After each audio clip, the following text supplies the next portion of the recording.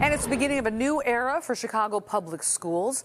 Today, members of the newly elected school board met for the first time, getting straight to work on several issues. NBC5's Charlie Wojciechowski takes a look at the future of the district.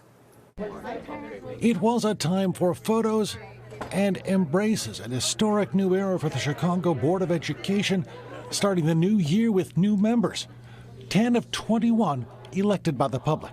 I'm very honored to be here and be a part of this really historic, groundbreaking experience of the hybrid board, which will lead to an elected board.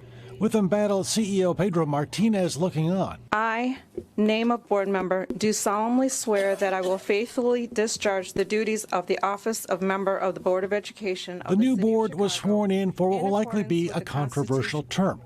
The board is still without a contract with the Chicago Teachers Union, a group that in the past has advocated for a move away from an appointed board. Good Lord, there are 21 people up here, and people were elected to be here. The Chicago Teachers Union says it sees the new board as a new opportunity to finally get a deal with CPS. Finally, we have people with skin in the game, not people who ran banks or advocated for school closures but didn't send their own children to public schools. The CTU says it's close to a deal and is urging the board to put pressure on Martinez to close it.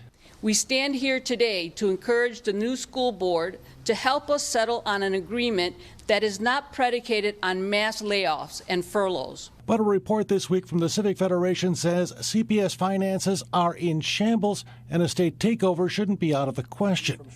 Mayor Brandon Johnson, who has pressed for the firing of Martinez because of his refusal to take on expensive short-term debt to reach a deal, still has one member left to appoint to this new hybrid school board. I think it's important that the people of Chicago recognize that we have to get this right. Schools have been closed. We have looming threats now. At CPS headquarters, Charlie Wojciechowski, NBC5 News.